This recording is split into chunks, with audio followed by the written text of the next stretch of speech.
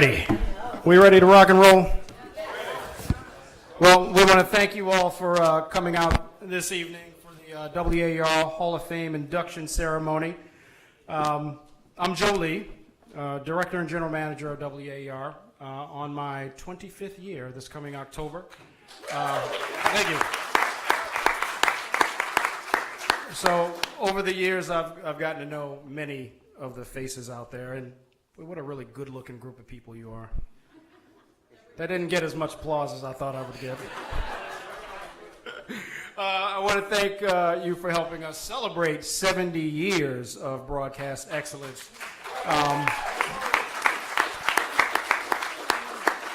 It's an incredible vision that Dr. Myers had, that the university had, and we're glad that it's still going strong today. I just want to take a moment to thank some folks. I'm going to say thank you to my boss, Jamie Sear, who's in the audience somewhere. I hope he didn't skip out there. He is up there, Director for Auxiliary Services. Did see your boss in here as well. I want to say thanks to Amir Ranami Azar, who's the Chief Financial Officer at the university. Vice Chancellor, Provost Michelle Wheatley, who I think was in the house. Thank you for being here. And of course, I want to say thank you to our Chancellor, Ken Silver, for all of his ongoing support of WAER. A really big thank you to Dean Lorraine Branham for allowing us to use this wonderful space. Thank you very much, Dean. And of course, it goes shouldn't go without saying all of the tremendous support that we get from the dean and much of the faculty at the Newhouse School. For 70 years, this station has been providing fantastic, meaningful opportunities for Syracuse University students, and it is unparalleled in our industry, in my humble opinion.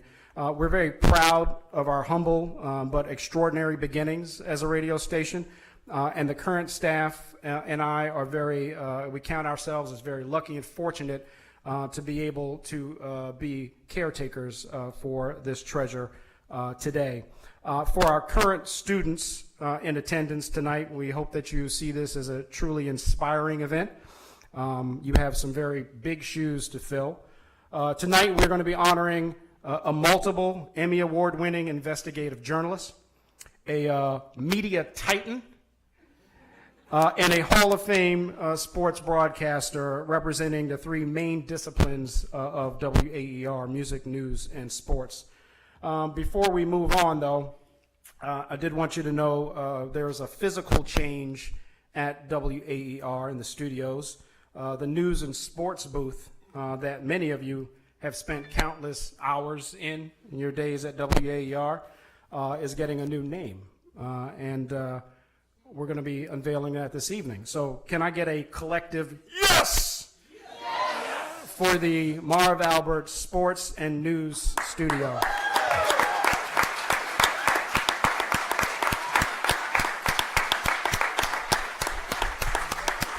Thank you, sir. Thank you very much. And with that, I'm going to bring up the real star of WAER for this event, Mary Evans, who works tirelessly. I had a student interview me today and ask how much went into putting on an event like this, how many staff involved. And I said essentially a couple. Mary Evans and myself. I took 10% of the credit. But really, it's 99%. So, Mary, come on up. Thank you.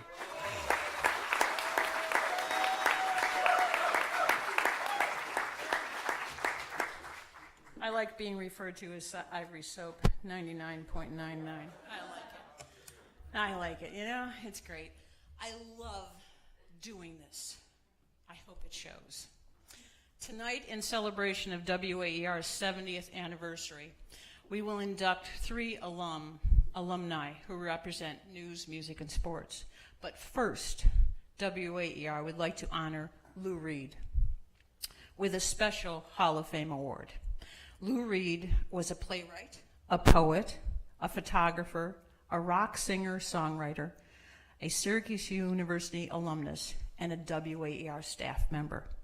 4 years ago, Syracuse University remembered Lou upon his passing with these words. They still hold true tonight, so I quote from the Syracuse University News, and I wish Nikki was here so that she would know the quote. Lou's artistic daring reflects the boundary-breaking determination that characterizes the cultural contributions of our most accomplished alumni. So it is with great honor that we induct Lou Reed, class of '64, into the WAER Hall of Fame tonight, alongside 3 other accomplished alumni.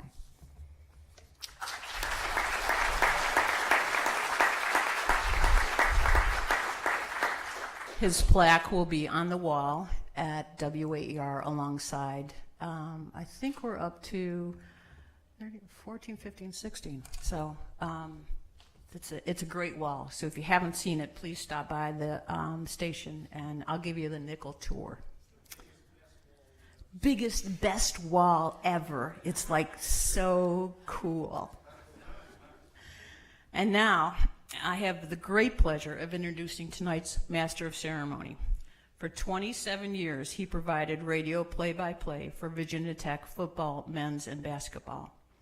The National Sports Writer and Sportscaster Association named him Virginia Sportscaster of the Year an unprecedented 11 times. He was inducted into the Virginia Sports Hall of Fame in 2013.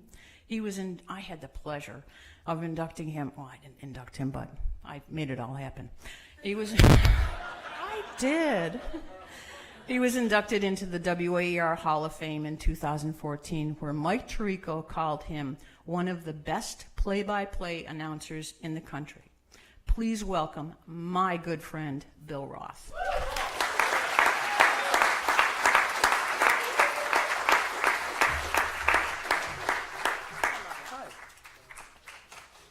Thank you, Mary. It is awesome to be back at SU. There is nothing like a trip back to Syracuse. Am I right? Or as I like to call it, adventures in aviation. And because you know what I mean. It's in all honesty, the flight attendant said the cabin temperature is carefully controlled for your comfort. It was 112 degrees in the cabin. There was no care taken on us. But when you get back to Syracuse, it's magical. And you walk onto this campus and into this building, and in this room, you can feel the tremendous tradition of WAER, of Newhouse, and of Syracuse University. You know, any school can build a building, and any school can build a radio station with a transmitter.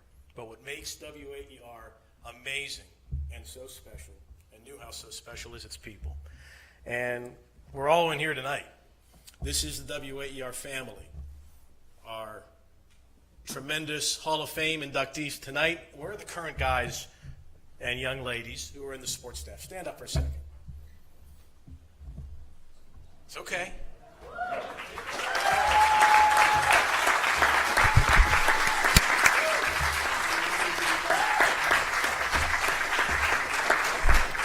And I think I can say this, that they dress very, very well. You guys, if we were making a movie tonight, it would be called Bar Mitzvah 2. I mean, you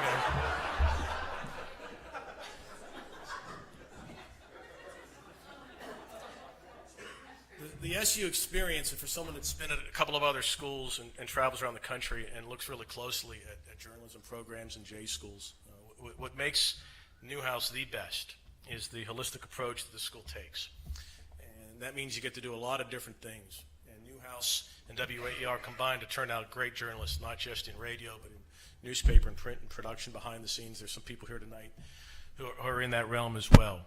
And it's that total approach that makes Newhouse the best. And it starts at the top, because when you have great leadership, it trickles down to everybody, including the students who are here tonight.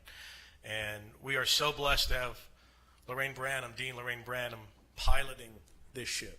And it's been a decade, and she's done an amazing job, and we're so proud of her.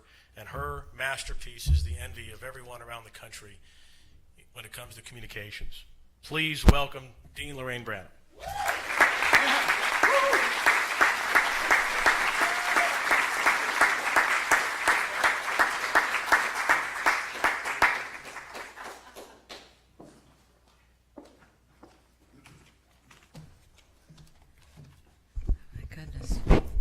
Thank you, Bill, and good evening, everyone. I have to thank Joe Lee and Mary Evans for inviting me to participate in this wonderful event. I think this is maybe the third Hall of Fame induction that I have participated in, and it's always wonderful to have an opportunity to see our alums be inducted into a place that is such an important part of the education here at the Newhouse School. It has been 10 years. It's hard to believe that I'm in my 10th year. And it's been great presiding over this wonderful school and getting to know so many of the wonderful and talented broadcasters who are members of the Newhouse/WAER Mafia. And the three guys being inducted into the AER Hall of Fame tonight are certainly a part of that prestigious group. Ed Levine, class of 78, whose daughter, Lauren, also class of 2010.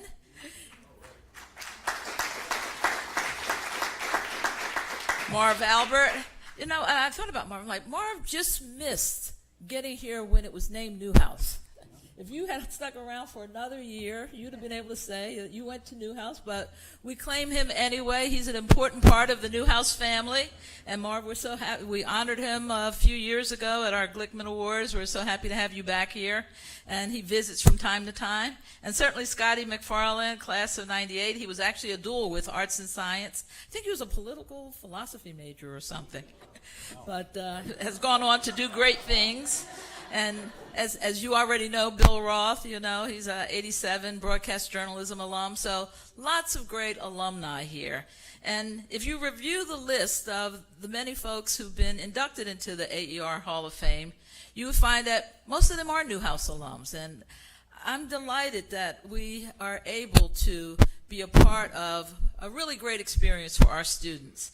And there's a symbiotic relationship between Newhouse and AER. We recruit great students, train them well, and then they find their way to WAER where they hone those skills and become even better at the things that we try to teach them, and then they go off and become successful. And the end result is many of the people who you see out there tonight, and as well as the folks who you see sitting here.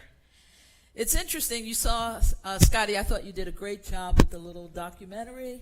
It was a wonderful story of the 70 years of WAER and its relationship with this school. It started here at Newhouse. It was student run for many years, and then it went off on its own and continued to be great and continued to have a really strong relationship with this school and its students and its faculty. And so I think that's important. We want to continue to have that kind of relationship. What's wrong with our equipment? We spent a lot of money for this equipment. It's supposed to work.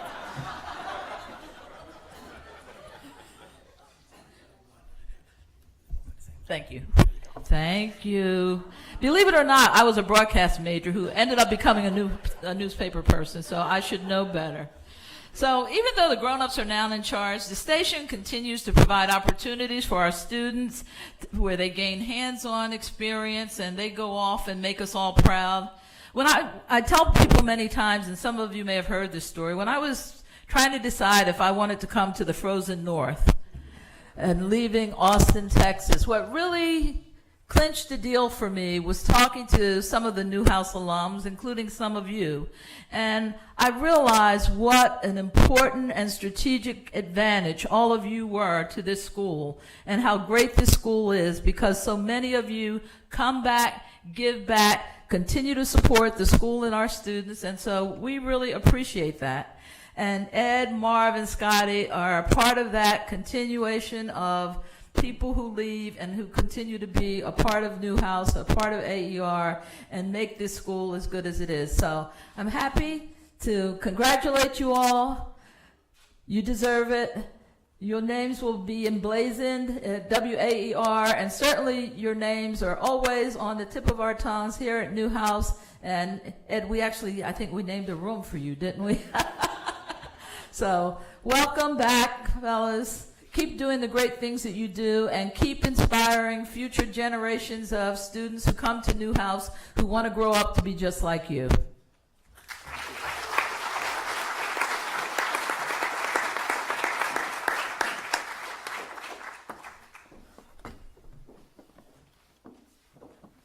Thank you, Dean Branham. Ladies and gentlemen, a warm welcome for Mr. Vince Cobb, who will be running the show tonight.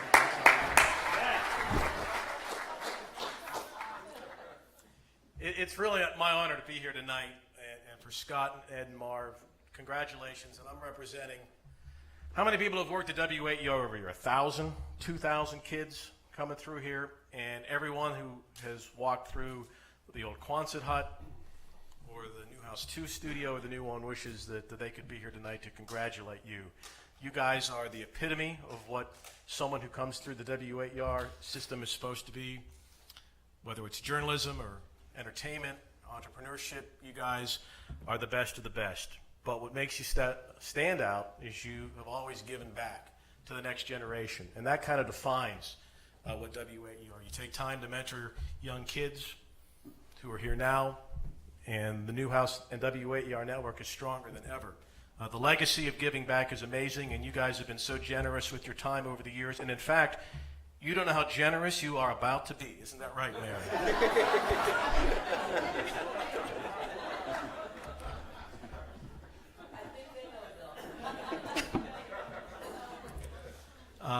Scott put together the tremendous documentary that we saw earlier tonight, and to induct him tonight is an SU alum who had a tremendous career in journalism and has co-founded Tanner Friedman in Michigan, a tremendous public relations and crisis communications firm. He guides organizations of all sizes through bad news and times of change, and for the most part, good news. And that's what he has tonight. Ladies and gentlemen, please welcome Matt Friedman. Matt?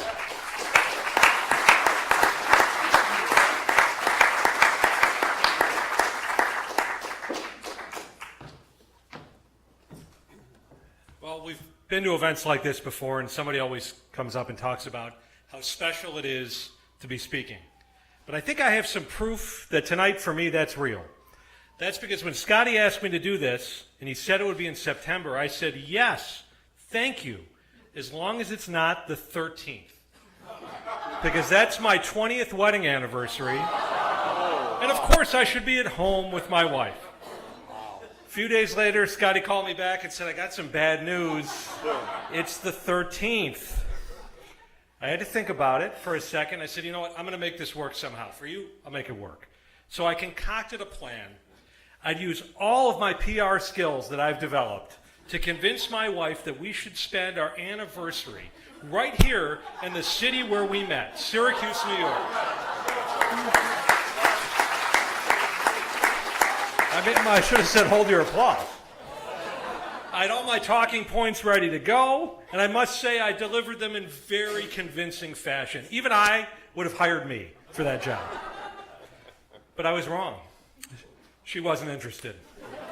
She said, just go do your radio thing, which is something I think she's used to saying after 20 years. So here I am, Scotty, honored and frankly a little bit surprised to be here.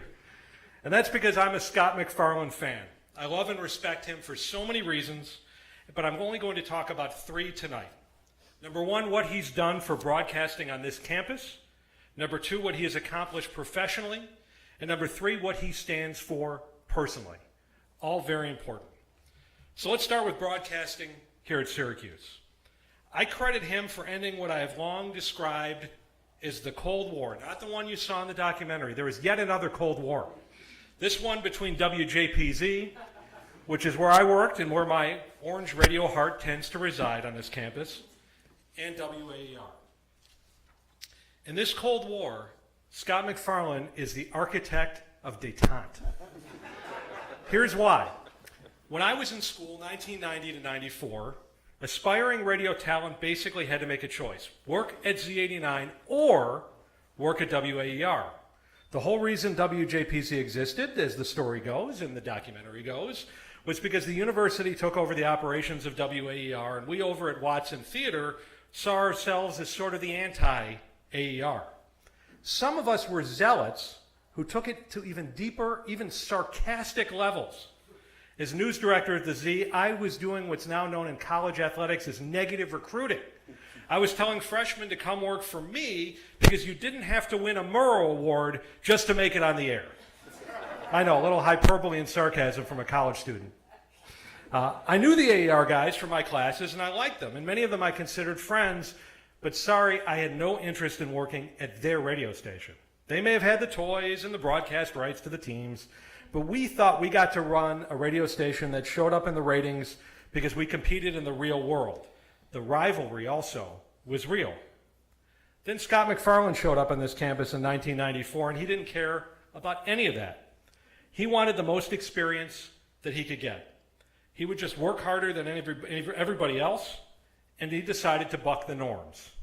He was really the first WJPZ leader in the 90s to take that bold step and work at both stations.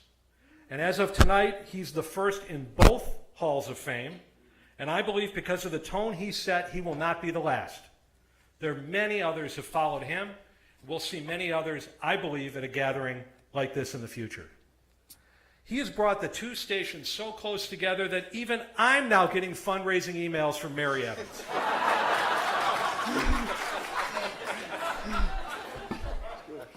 And as we all know now, Scotty has produced history documentaries on both stations on his own time, and he's made it look easy.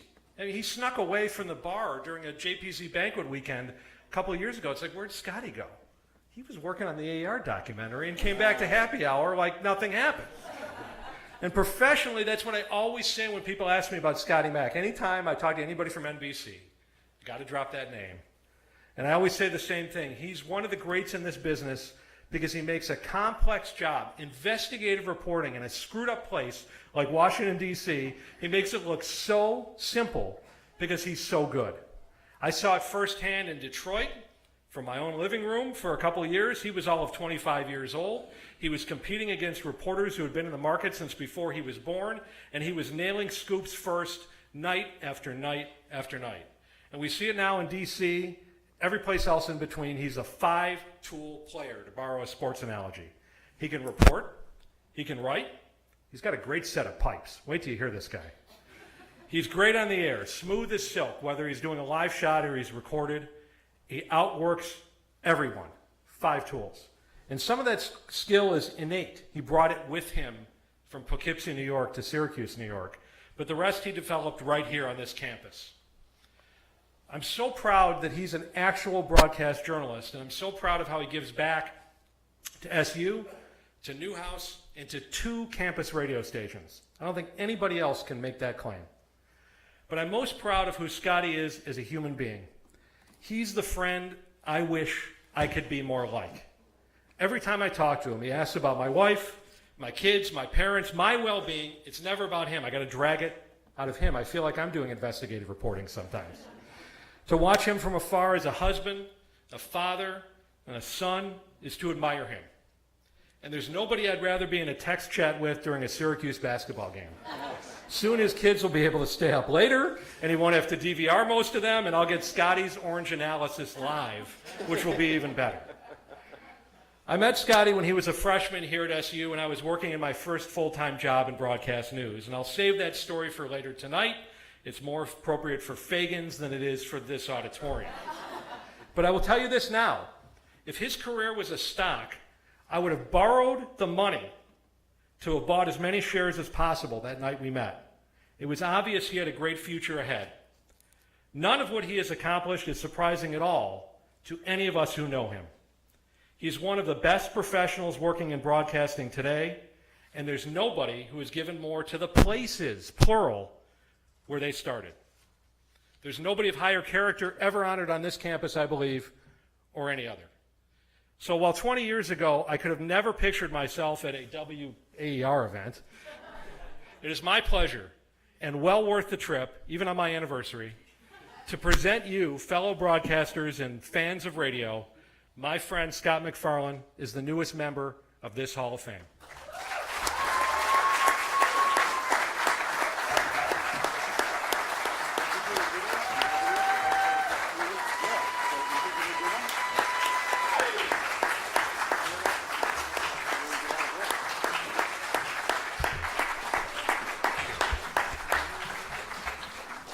Despite all that, it feels so awkward to be on the same stage as Marv Albert and Ed Levine.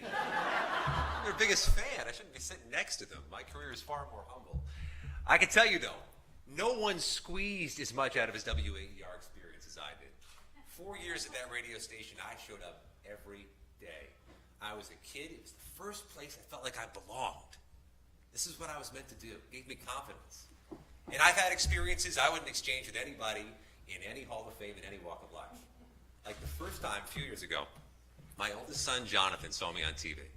He was 2 or 3 years old. He's running around the living room. He looks up at the big screen and says, "Mommy, Mommy, Daddy's on TV. Mommy, come here. Mommy, can you please put Sesame Street back on?"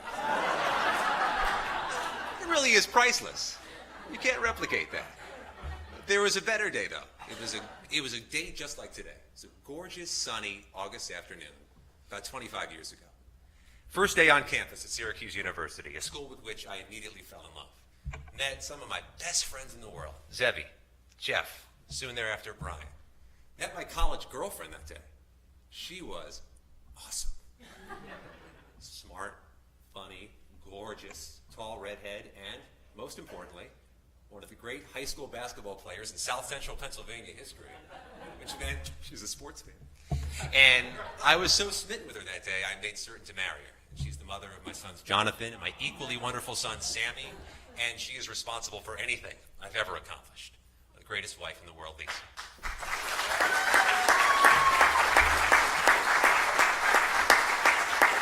And then next, my first day at WAER, that same awesome Thursday afternoon in August, that hot day. I was so certain I wanted to be part of this place that you've all built, this legacy you've all created. I made certain WAER was a first day stop. In fact, I so knew I wanted to be part of the place.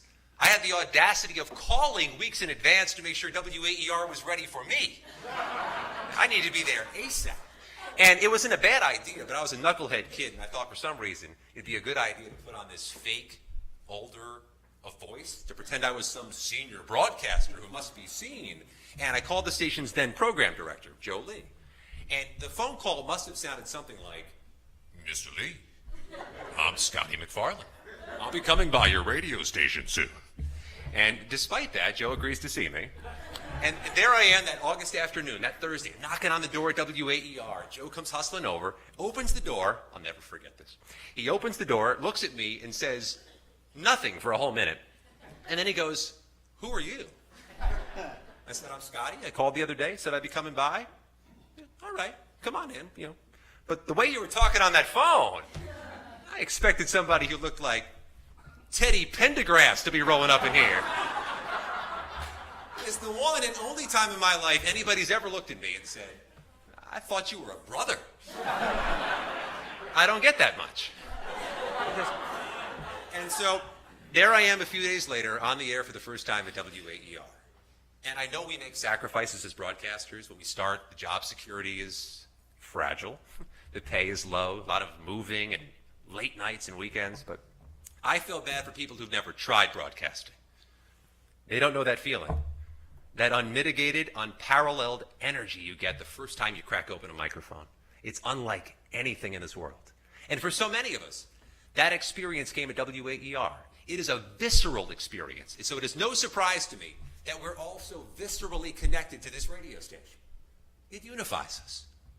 And there are other things that unify us. We are unified by a distinctive reverence WAER students and alumni have for broadcasting. Never accepting of a second-rate effort. Never accepting of a second-rate broadcast, because that wouldn't be doing right by broadcasting. It wouldn't be doing right by our craft. And that is uniquely formed inside WAER, where broadcasting feels sacred. Because we know when we open that microphone for the first time, we're opening the same microphone used by Marv Albert and Ed Levine, Dick Clark, Bob Costas, Mike Tirico, Beth Mowens. Too many people to name. It's dangerous to start naming alumni because for everyone you name, you leave out 200. But we know. We have a reverence. And I believe that's why WAER has produced so many super talents, because they leave the station with a true reverence for the craft. And we're unified by our off-air successes. I've seen it. WAER creates great family men and family women. I've got proof. There was a day, I was just a kid, and my father decided to bring me to an NBA basketball game. He knew I loved basketball, loved your teams, Coach Fratello, and I loved broadcasting. He knew I wanted to be a broadcaster, and I'd benefit from seeing broadcasters in person. So he took me to a New Jersey Nets Denver Nuggets game in the early 90s. The tickets may have been a little cheap. And we get there early. We drive through the snow. I mean, the type of drive you don't normally make, but my father never let his kids be disappointed. We drove 70 miles to East Rutherford from our home in the City of Dreams, Poughkeepsie, New York. And we get to the arena early, and I'm watching the play-by-play voice of the Denver Nuggets and the play-by-play voice of the New Jersey Nets. So meticulous, so methodical, so impressive. I knew I wanted to be that. And the voice of the Nets was a guy named Steve. The voice of the Nuggets was a guy named Al. Steve Albert and Al Albert. I didn't know anything about broadcasting, but I was wise enough to recognize, even at that age, those two dudes must have a hell of an older brother.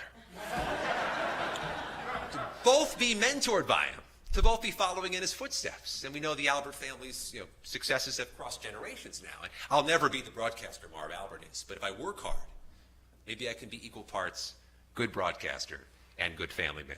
And that'll be something. It was a much different day. It's 2009. One of the dozen or so times I've come up at Dean Branham's invite to speak to undergraduate students, talk about investigative reporting. And for those of you who've spoken to Newhouse groups, you recognize it is quite a thing. You sit in front of these rooms. The students don't always wear the suits, but they're really impressive in person anyhow. And you recognize you're in a room full of future stars. But there are always a few who sparkle a little bit brighter. And you recognize that's the cream of a very good crop. And I'm blessed to be joined by one of those students from 2015, Carolyn, who shined brighter than the rest and is going to be great. But that day in 2009, the student I saw had this rare quality in young people, like a gracefulness, a classiness. And I knew she'd be something special. And 8 years later, she's as special as I thought. Her name is Lorraine Levine, Ed's daughter, Pam's daughter. And you can just spot it a mile away. And I know for certain I'll never be the broadcaster Ed Levine is, but if I work hard, I could be equal parts good broadcaster and awesome dad. And if I do that, then I'll feel more worthy of being on the same stage as Ed Levine and Marv Albert. And I don't believe any of that is coincidental or accidental. I believe WAER necessarily creates great family men and great family women. And there's proof of it in this room. There isn't a person here who wouldn't drop whatever he or she is doing if a member of the WAER family were to call or email for help. That's what families do. You are the first ones to call when there's bad news for a pick-me-up. You are the first ones to call when there's good news for a well-timed joke. That's what we are, and that's what families are. That is distinctive to WAER, and I believe that's how we've grown from this experiment of professors 70 years ago and have continued without interruption, sustaining itself with an assembly line of elite talent for 70 years. They can build all the college radio stations in other parts of the country they want to. They can put the tower up. They can put the consoles in the studios. They can't replicate that. That's ours alone.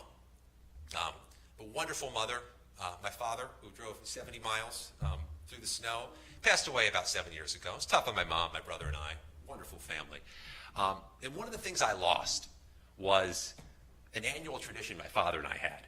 And it's a thing dads and sons do. We would always get together one day a year and watch football together. All day. We'd watch football and we would talk. When we were young, it was in the basement in Poughkeepsie. We'd watch Marv call the Jets games with Paul McGuire and Joe Namath. When I was older, we'd go to the bar because dad's paying. And we'd watch all the games and just talk and talk and talk. That was one of many things I lost when my father passed away 7 years ago. But it was no surprise that instantaneously a member of the WAER family picked up the ball. And every year since, I go to the bar for 6 hours and watch football and just talk with the adopted member of our family, Joe Lee. There's no one outside of my blood who's more special to me, Joe. You've meant the world to me. Your impression on me is rivaled by no one. I have incredible friends, and I'm so proud you're here tonight, and I appreciate all the support you provided as well. But none of this is surprising. WAER, led by great people, continues to be a family. It can't be replicated. It is why we are the best, and why I'm honored to be in your Hall of Fame. Thank you.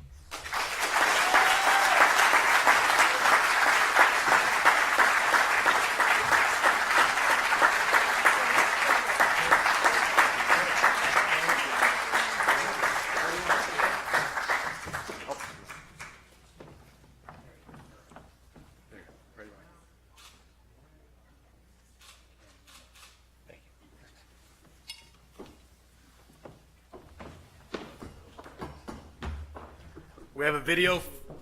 Scott did a video for us earlier, and now we have done one for you, sir. Found the feds don't keep a public count or report of these cases, so we launched our own investigation. Scott MacFarlane's investigative reports have triggered more than a dozen formal congressional hearings.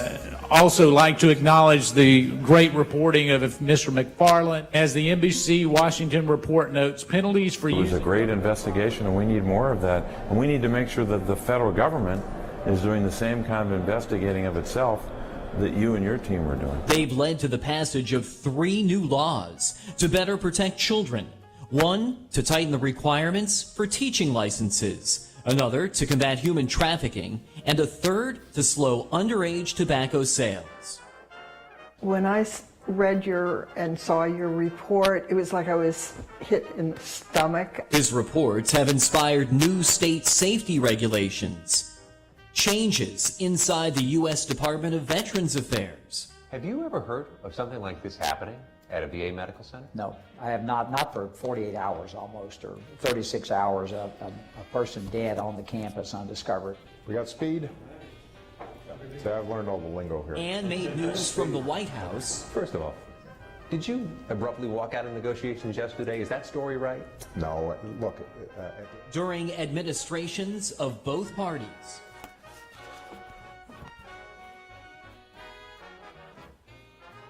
He's the winner of more than a dozen Emmy, Edward R. Murrow, and Associated Press awards for excellence in investigative reporting. The Labor Department, the Smithsonian, NASA, and all told, we found this costing taxpayers about $1 million just since 2012. Scott took an untraditional path after his years as a news reporter and music announcer at WAER. He worked as an aide in the U.S. House after stints in television in Detroit, Cleveland, and Syracuse. Scott became an investigative reporter for NBC Washington in 2013. His reports triggered the federal prosecution of a smuggling ring in Virginia and exposed a scandal in Virginia, a failure to revoke teaching licenses of criminal sex offenders in Fairfax County Public Schools, one of America's largest school districts. Not only did we find Richard's case, though, the News 4i team found 2 more cases. 2 more Fairfax teachers who slipped through the cracks. Scott stays closely connected to Syracuse University. He served as a member of the Newhouse School Board of Advisors, an officer of the WJPZ Alumni Association. For 13 years, he's been a guest lecturer for the Newhouse Summer Capstone Program in D.C. He was the producer of the documentary histories of WJPZ and WAER. And Scott's mentored a growing series of young Syracuse broadcasters and journalists. Most importantly, he married his Syracuse classmate, fellow WAER alum Lisa Hines MacFarlane.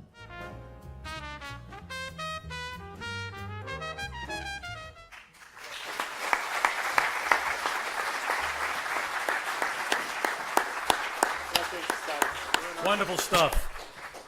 Congratulations, Scott. Now that is a tremendous WAER love story, but it's not the only one we're going to talk about tonight. All right, so picture this. It's 1975. She is a rookie news reporter. He's the music director. Scandal in Onondaga County, right? Yeah. Hardly. Another love story. Pam and Ed met at WAER, and she's had a wonderful career over the years working in public relations and promotions, and they've been married for 36 years, which is wonderful. Lauren, as Scott mentioned, is a 2010 Newhouse grad who lives down in Charlotte, oversees Galaxy's WUMX radio, which is in Utica, and she's also, as I understand, the Margarita Confessionals. Is that correct? That's the name of her very successful podcast, rated #1 in Charlotte. It'll be reenacted later tonight at Flip Night at Fagan's when we'll have Miller Lite confessionals. I want to show Ed's video first now. This is really remarkable. Vince, where are you, my friend?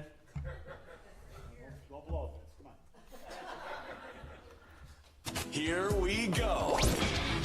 Just rock. 102.1, 106.5 K. Good morning, this is the show. 94. The sounds of Galaxy Communications' 14 radio stations reach listeners all over central New York with a mix of genres to meet everyone's taste. Liz, how are you? Ed Levine, president and CEO of Galaxy Communications, instinctively knew what to do. In the past 20 years, Galaxy has grown to be one of the top independently owned radio companies in the country. It is the second largest broadcasting company in central New York and rates number 2 in both ratings and revenue. Quite a feat in today's market of large radio corporations. I decided a long time ago that if I was going to play the game the same way, I would not succeed. So we zigged when they zagged. We decided to change the rules, and we play our own game. The singular moment in Ed's career began with a trip to Syracuse University's Newhouse School. By his senior year, he was programming director of WAER, where he gained confidence that he could make it in the industry. Everything that I've been able to accomplish in my career started at WAER. It was a magical time. I always tell people that, you know, the success and reputation of the Newhouse School really is directly tied to the success and reputation of our alums, and that is certainly true with Ed. Levine always knew he wanted his own radio station, and in the mid-'80s he partnered with Bob Raid and purchased WKLL in Utica. As the station was getting off the ground, Ed worked as program director in Albany, Houston, and Washington. I didn't read the playbook that what I was attempting to do was pretty impossible to do. I'm very humbled by its success. Ed's always ahead of the curve. He has the unique ability to see over the horizon. I think the best way to describe Ed is he is passionate, but he has moxie. He just doesn't let up. Ed is talented, he's persistent, he's a good manager, he's fair and bright and really understands broadcasting and what the audience wants. Galaxy Communications is also the flagship of Syracuse University Athletics and has been since 2006. Ed really, in some ways, saved my career. Ed came in and said, I'll do a show. Has done an unbelievable job. He knew it could be done, and he didn't listen to the naysayers. The good ones never do. They do a phenomenal job, and their commitment is second to none. We are so blessed to have Galaxy as a partner and to have Ed as a partner. Galaxy has always supported and produced major events in Syracuse and Utica, but that expansion is growing under the direction of his wife, Pam. Because that's going to be the only way to do it. Ed is one of a very small group of people that if you want to do something in Central New York, that you can count on, because he loves Central New York. I think what makes Ed special is it's summed up in 3 words: local, local, local. Now serving his second term as chairman of New York State Broadcasters, he has the ear of the FCC and many Washington congressmen. He is looked to by his peers around the country as someone to emulate. He's been very helpful in keeping us abreast as to the latest industry issues. I want to make sure there's something for the next generation.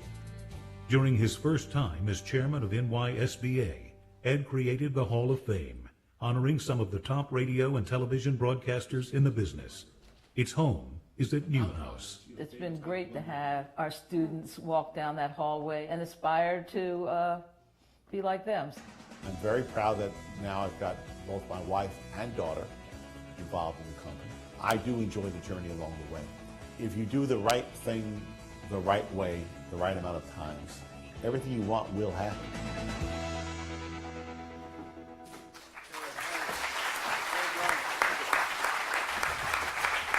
And now, folks, let me introduce 2 members of the penultimate WAER family, Pam and Lauren Levine.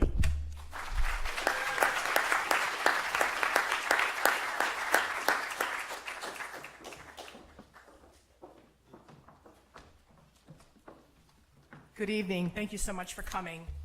I did not want to watch the video in advance because I wanted to be surprised. And the first thought I had was, oh my God, I almost wore that same shirt. It would have been a surprise. I also wanted to thank Scotty MacFarlane for the wonderful comments about my daughter. And I did not know that you were a WAER love story, too. And to Matt, I totally get where your wife is coming from. I spend almost every anniversary here. I love Syracuse, but it wouldn't have been my first choice for my 20th anniversary.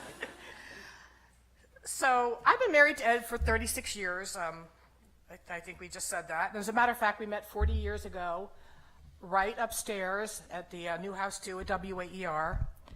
And we met because the senior staff at the time, I was a freshman, the senior staff recruited me to arrange to have a whipped cream pie thrown in his face. It's been a long, amazing, occasionally bumpy ride since that day. At that point, Ed was the big, important sophomore music director, and I was merely a rip and read girl from the newsroom. But it was love at first sight, at least for Ed.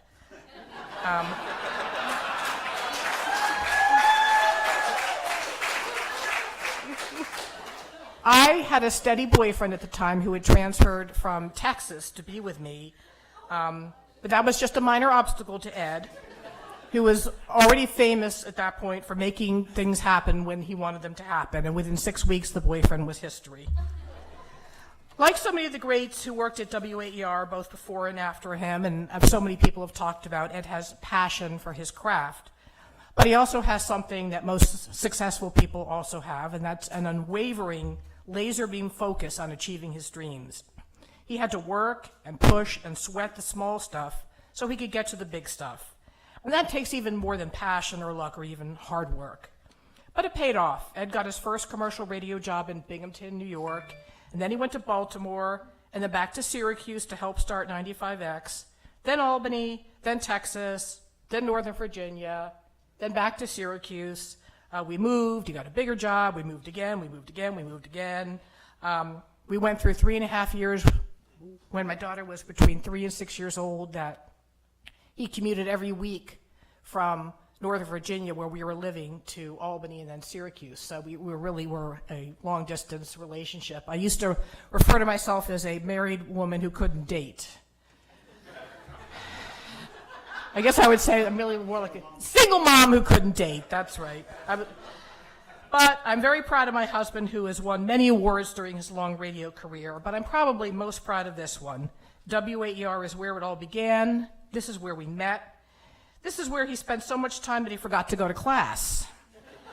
And he found a way to stay at WAER about 2 years past the time his tuition assistance ran out. And they finally, I think Dr. Myers ran him off campus at that point. He started with nothing, he was handed nothing, and he made a very successful local company out of nothing. Local radio has had some really tough times, but many more great ones. We've loved owning our own radio company, being part of the Central New York community, and knowing we're doing our part to support families here. Our daughter graduated from Newhouse in 2010, and she has gone on to have a great career in radio, both in programming and in the brand new digital world, which didn't exist at that point, but she's succeeding well in that. But none of this would have been possible without WAER. It's hard for me to imagine what our lives would have been like without WAER. It's given us everything we hold important. So thank you so much. And now I'd like to turn it over to Newhouse School graduate Lorraine Levine, an SU alum from the class of 2010.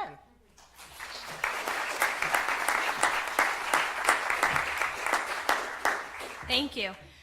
For some people, a job is a fairly boring but necessary part of life. It's a way to send kids to college or a way to pay for family vacations.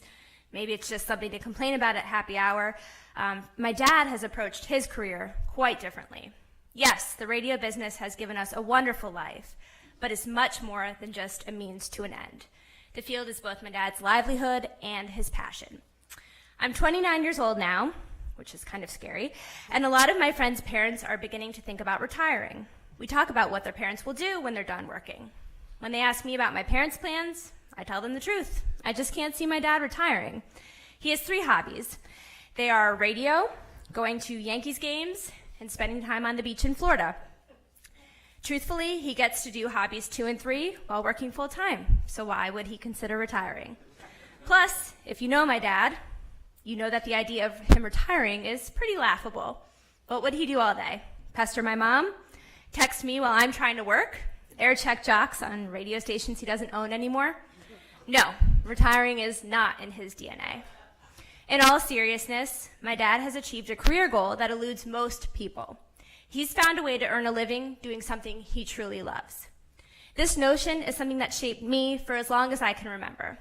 Even when I wasn't sure exactly what I wanted to be when I grew up, I knew I never wanted to dread Mondays. I wanted to have the same exuberance for my career that my dad has had throughout all of the years he's been in media. Though the field has evolved significantly as of late, my dad has never lost his passion. He's kept up with the changing trends, he's plugged in, he doesn't fear the developments.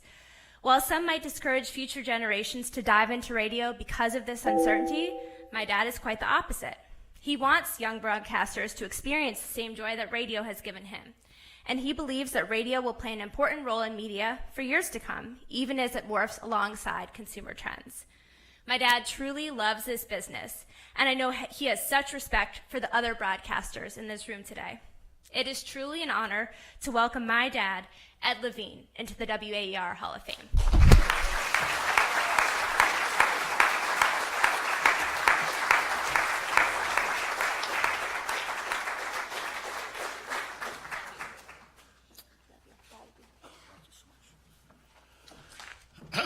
Well, can everybody hear me okay? Want to make sure the mic levels are good.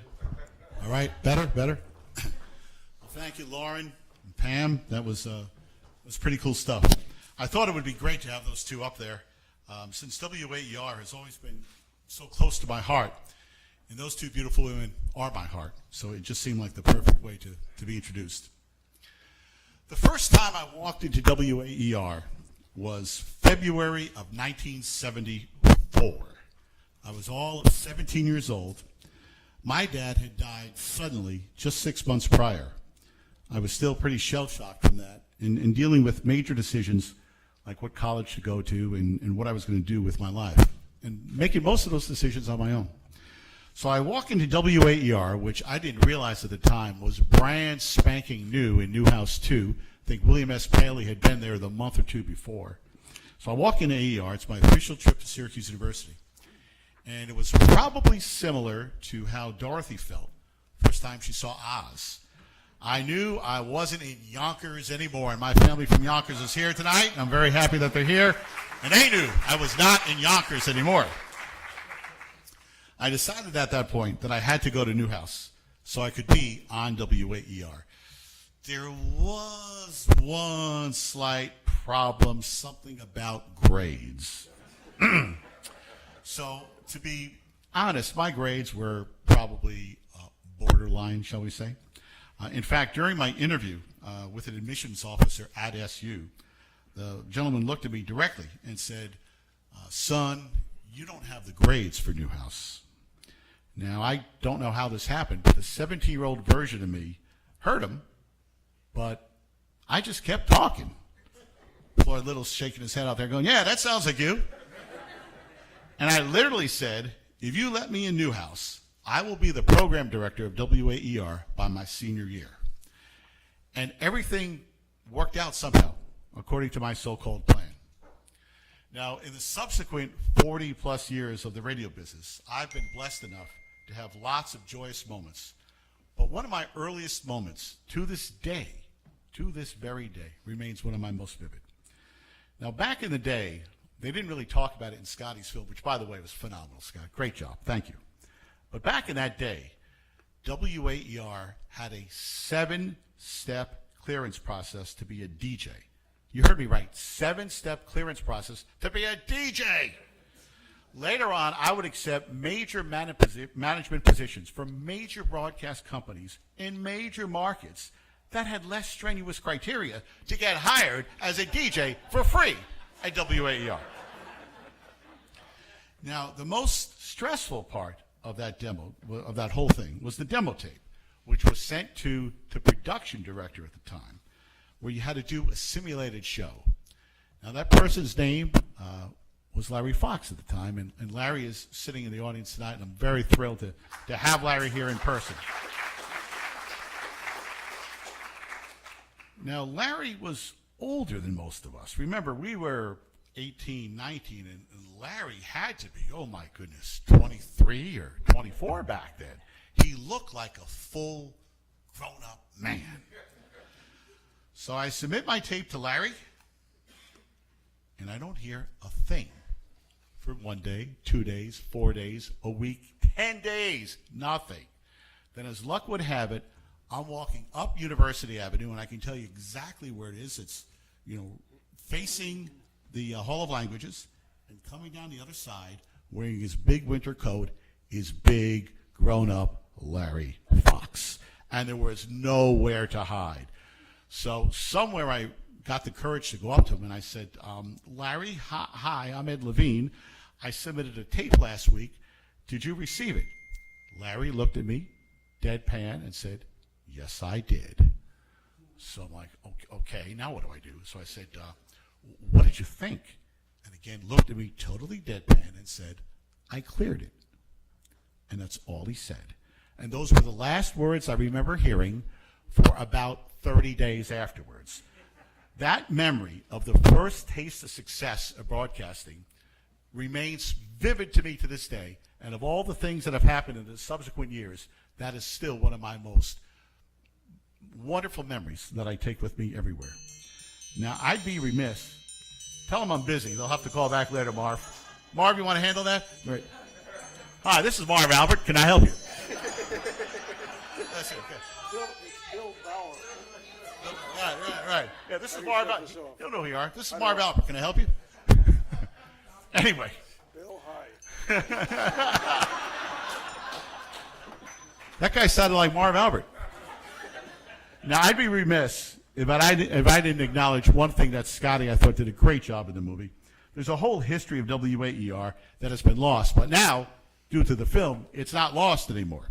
However, it is lost in the WAER Hall of Fame. I'm very happy to be one of the first people in the Hall of Fame from what I call the student-run music era of the mid to late 1960s to the mid to late 1970s, early 1980s. The result of that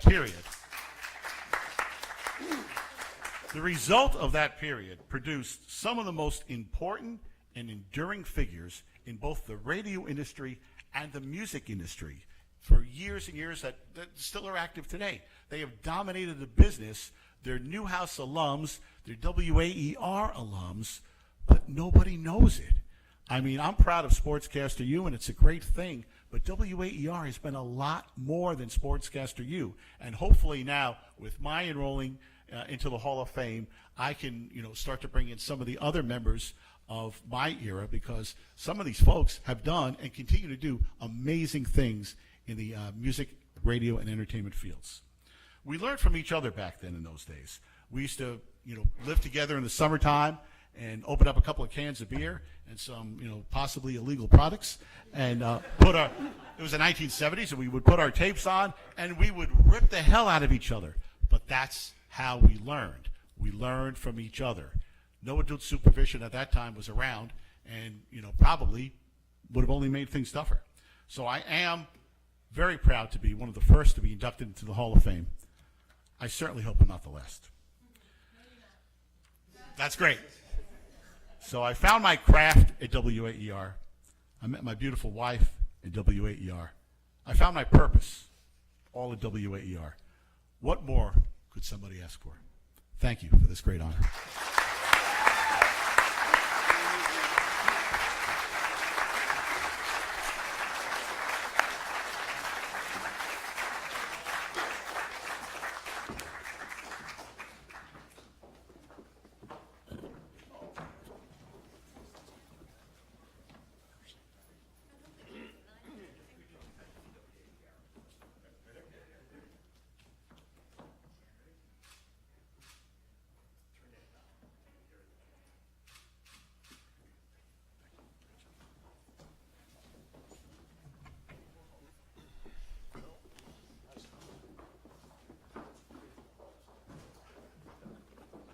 Tonight we get to induct Marv Albert into the WAER Hall of Fame. Seriously, how amazing is that? A couple years ago at the Marty Awards in New York, Marv told a great story about how Marty Glickman helped Marv, Marv helped Bob, Bob helped Tarico, and that tradition lives on. And I'm so excited to be here tonight. So I texted some of your colleagues this week. I said, how do I introduce Marv that's an impactful way? Because you've been inducted in other halls of fame. You've been honored by the Knicks, and the Rangers, National Broadcasting Associations around the country. And the consensus was that I should just say tonight we're inducting Kenny's dad into the Hall of Fame. This is going to be a fun video to watch. Let's watch Marv at his best.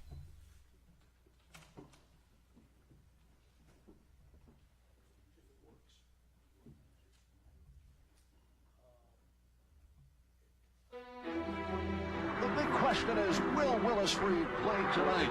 There is tremendous doubt right now.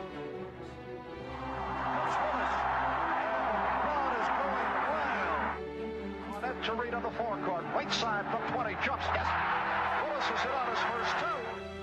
Oh, a spectacular move by Michael Jordan. This group may well be the greatest team ever assembled in the history of team sports. Well, Pippen got the shot. Here's Paxson to three. Yes, the Bulls take a 1-point lead. Out of 7 seconds. Bryant putting the move on Christie.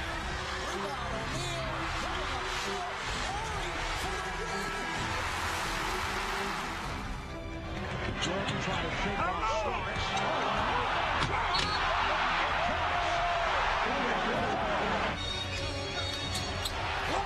Yes! Serving up the facial on Calvin. Here's Starks. John Starks with the ball. The New York Knicks headed to the NBA Finals. Here's Jordan for three. Yes! Did you see that look? Michael indicating he can't believe it. Down by 1. Maxio defending on James. LeBron with the snapback stuffs. This goes down as one of the all-time performances in NBA history. Classic performance by the flu-ridden Michael Jordan. Lewis gets it to LeBron for 3 for the win. Yes! LeBron James and the buzzer. Smith puts the speed on. Breaks tackles, gets by the kick of the runners, and he is flying down to the 20, down to the 10. Touchdown, Buffalo. 89 yards for Brad Smith. Here's Sergei Zubov, stick handling up to the Vancouver line. A lead for Kovalev, sets up break, walks and shoots, he scores! It is a power play goal by Adam Gray. Oh, and a big right hand puts Banks down in the first round. Kelsey Banks in a stunner has been knocked out. VCU up by 1. No timeout for the calls. Kitchen. It's over. It's all over. The Rams of Virginia Commonwealth continue on to the Elite Eight. Houston and Washington tied at 13 from 33 yards away. And it is no good. Okay, we are going to come back to that game at Pauley Pavilion, but we've got a 1-point ball game going on in Austin, Texas, so let us go back to Marv Albert and Bucky Waters. Thank you, Brian. Time running down. Arkansas having trouble getting out. USC with the play. It's in! It's in! USC! It's all over! Arkansas has defeated Florida. Mercer of the United States on the Bacon Korea's put down. It's all over. Ray Mercer has won the gold with a first-round knockout of Baek Kyun-man of Korea.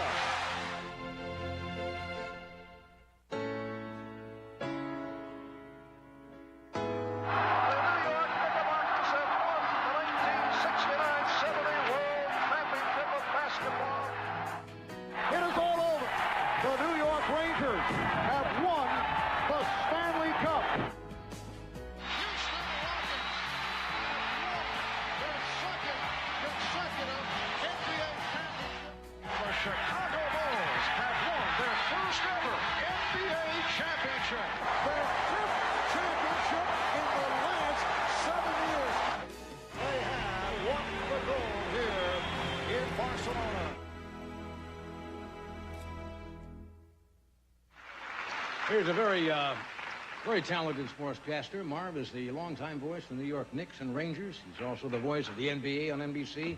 He also covers the National Football League and boxing. How in the hell he found time to be here, I'll never know. Would you welcome Marv Albert?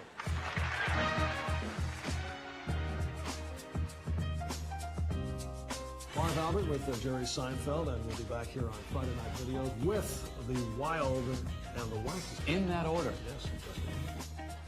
Hey, Ray Barone. Marv Albert, hi, honey. Yeah, this is Marv Albert. Yes. Yeah, I've never heard that before. You're only a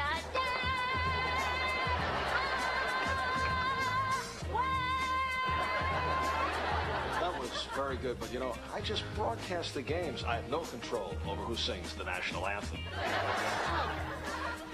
Never mind. We've been invaded by a swarm of killer bees. My microphone is no microphone at all. It's bees. Am I being badly stung?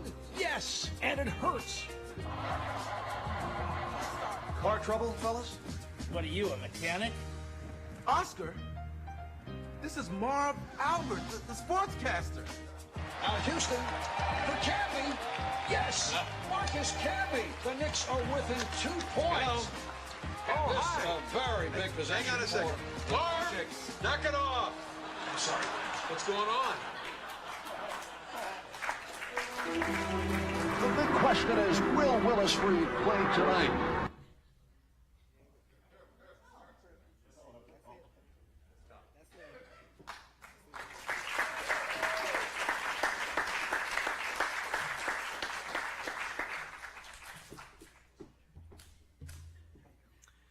To introduce Marv, we are so honored tonight to have Coach Mike Fratello here.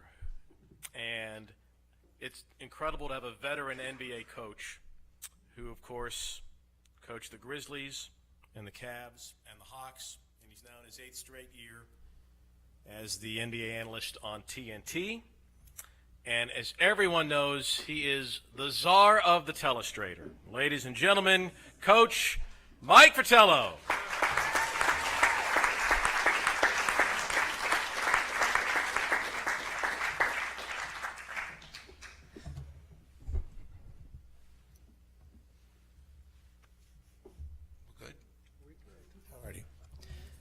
Thank you. It's great to be here at the Newhouse School. Now, when I'm asked, where did you go to school, I can say I attended the Newhouse School.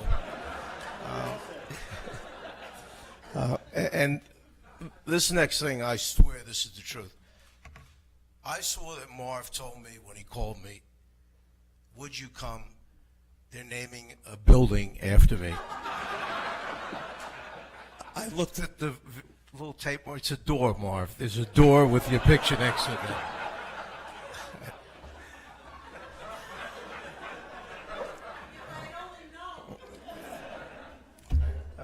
Scott, Ed, congratulations.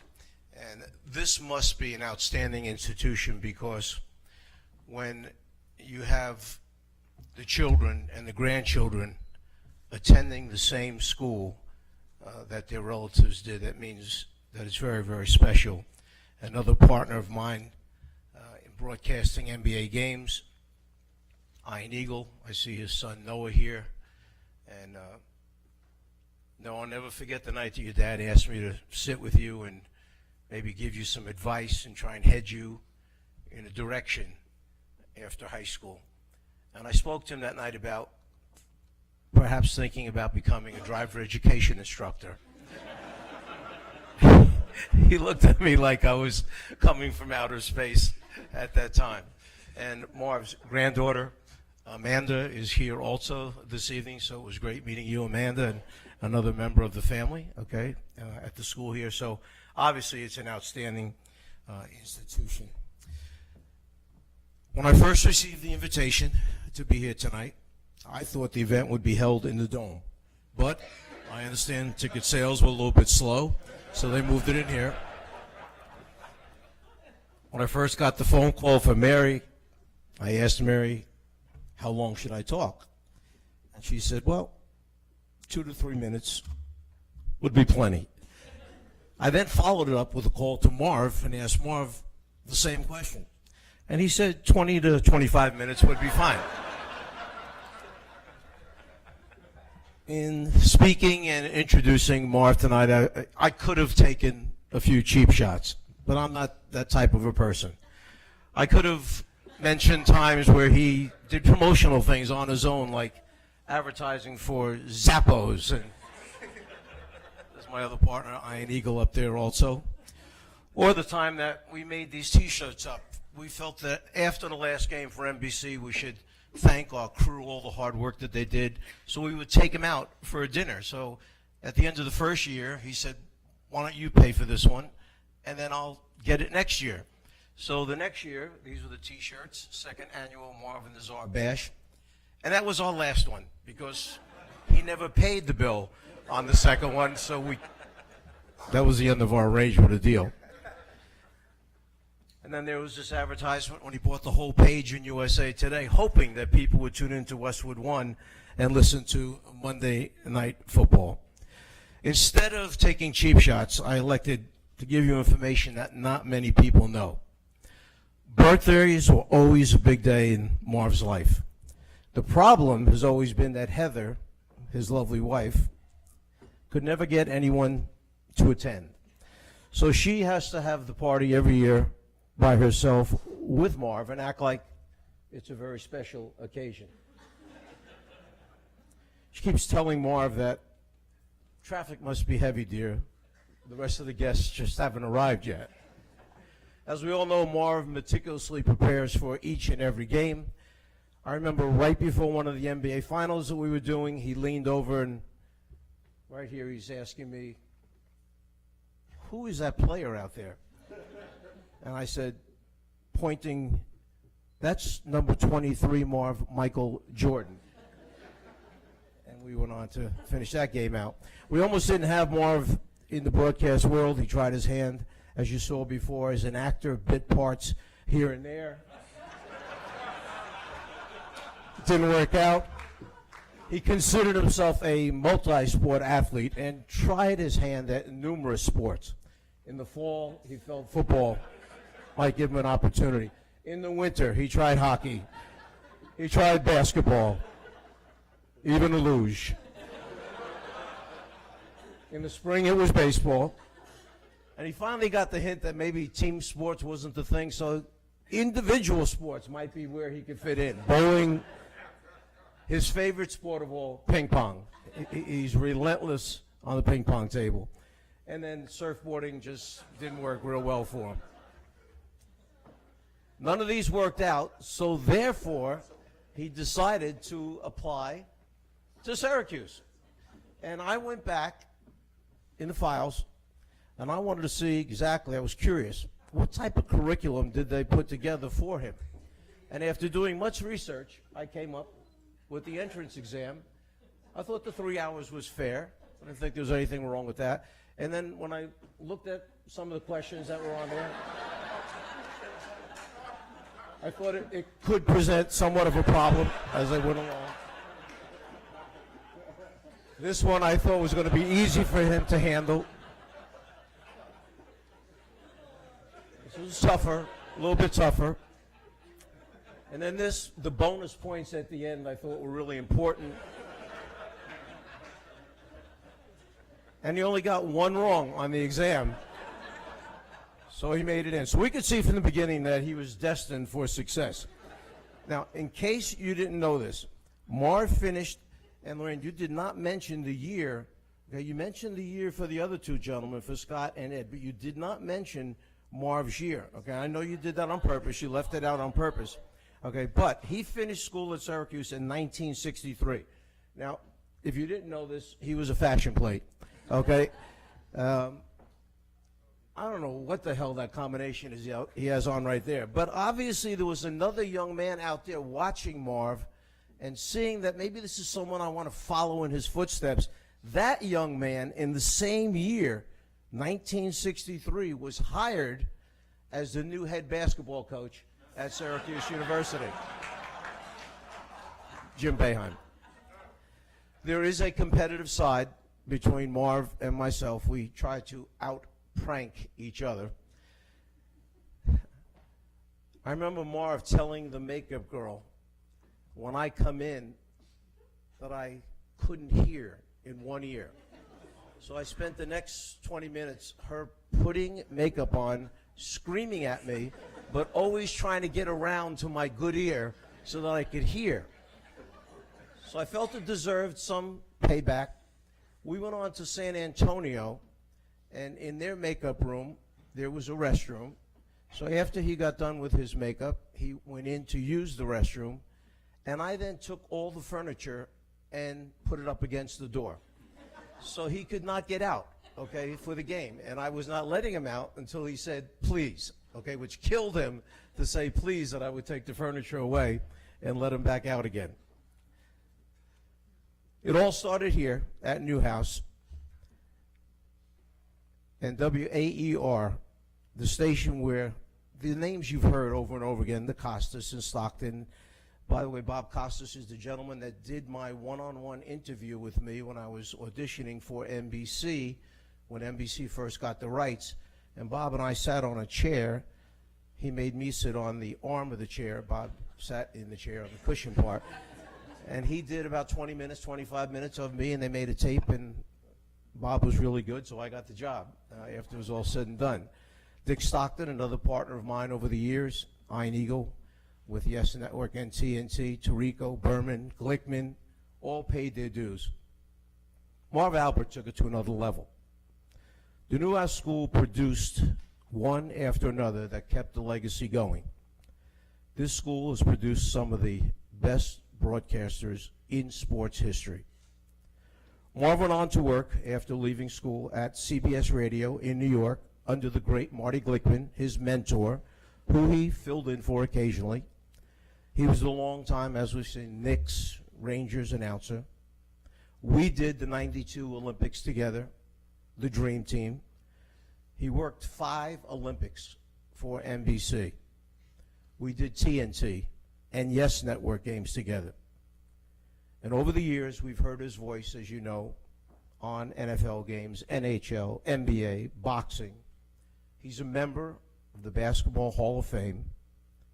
He's the voice of basketball. He's my dear, dear friend, and that's why I'm honored to be here tonight. I'm so honored to welcome you into the WAER Hall of Fame. Marv Albert.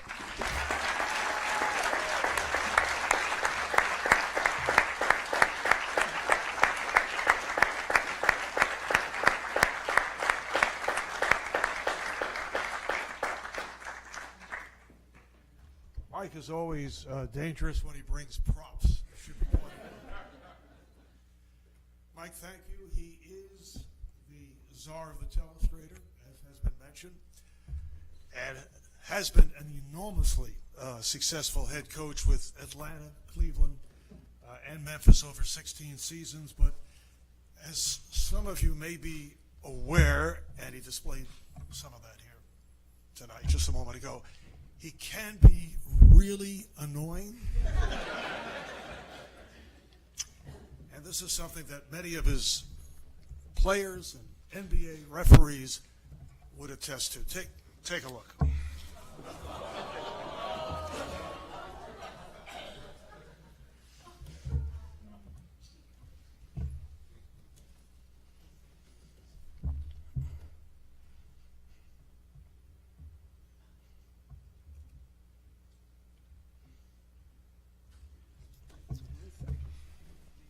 As I said, take a look. There we go.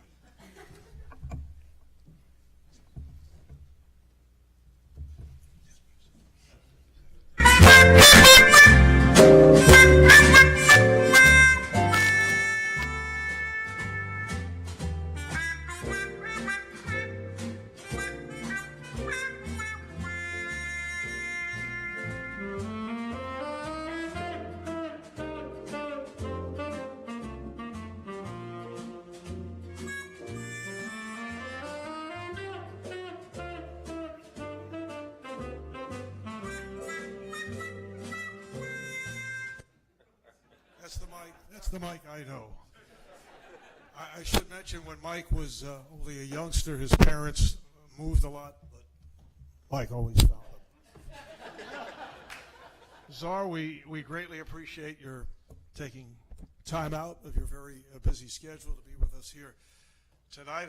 I also feel as fortunate, I know Mike mentioned it, I feel very fortunate to be able to share this evening with some of the people who are closest to me, my wife Heather, my best friend, and I cannot imagine my life without you, and my granddaughter Amanda, who is a freshman here at Newhouse in her rookie year. Her parents are Barbara and Kenny Albert.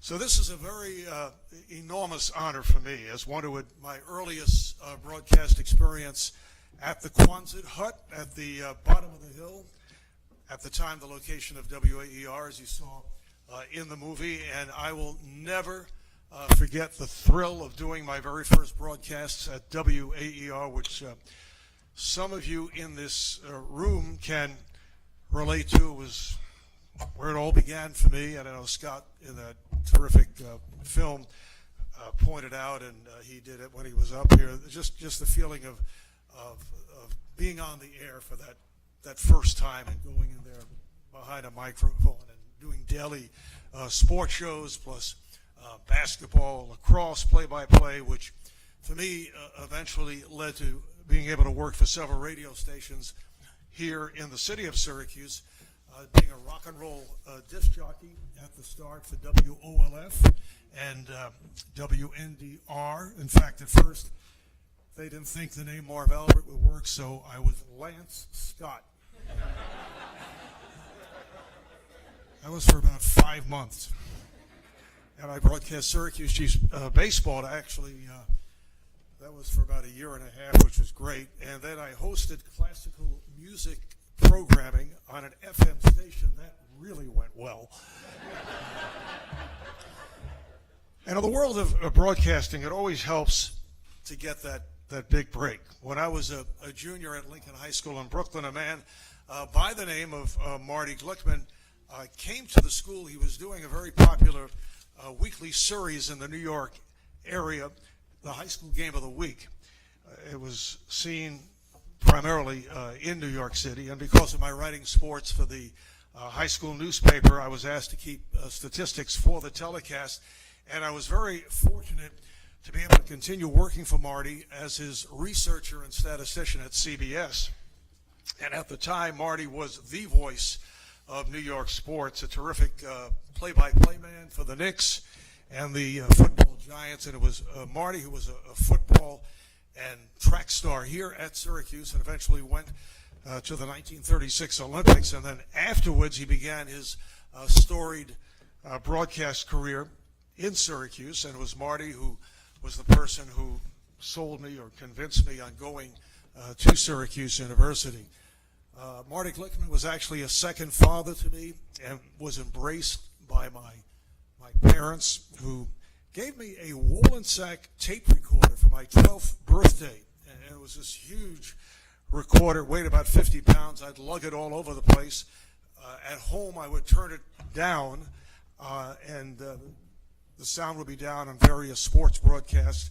And also, I would be there doing the play-by-play, which was great practice. I'm sure many of you have done the same at home who are in Newhouse and looking to be a sportscaster at Sportscaster U, I think you said, yeah. And later on, I'd sit in the stands at Madison Square Garden and at Ebbets Field in Brooklyn, and I announced the games, thoroughly annoying people sitting near me in the stands.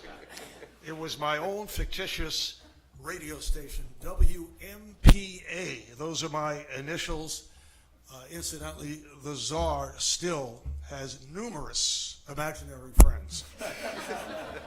Now, fortunately, my parents were always so supportive of my, I'd have to say, obsession with this business of sportscasting, although at times I would think they felt it was a bit far-fetched to believe that it would actually lead to something close to reality. The thought was at the time the kid is just going through this phase, and even at this stage of my career, it crosses my mind that this is so unbelievable how many people actually get to do what they were hoping to do from the third grade on. And even at this point, moments before the start of an NBA game on TNT to talk about Durant and Curry and LeBron and Westbrook and on, I'm at the broadcast table and I'm thinking, how great is this? There's no other place I would rather be. To my wife, Heather, that is strictly work-wise. So this is an incredible privilege for me. The Newhouse Sports Media Center has established the gold standard, be it for broadcasters, producers, production people, as Ed mentioned, executives, marketing, newspapers, or online journalists. And for me, it all started back here in my college days, spending hours and hours at the old Quonset hut at the bottom of the hill on the campus right here at Syracuse. And I remember how thrilled I would be because the power was not what it became when one person would mention, I heard you on the air doing whatever it was. It was such a thrill. And it is truly a career highlight to be a part of the WAER Hall of Fame. I thank you so much.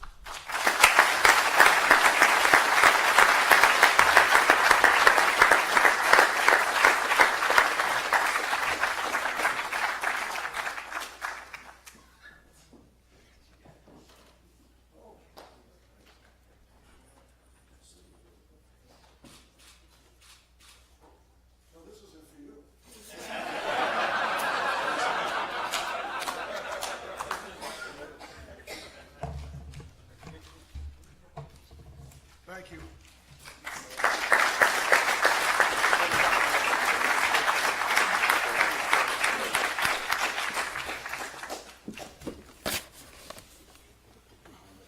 Yeah, I think you all should stand up and hold your awards. Yes, we will. If I can get my back to my daughter. Yes, I don't think you're getting it back, but that's okay.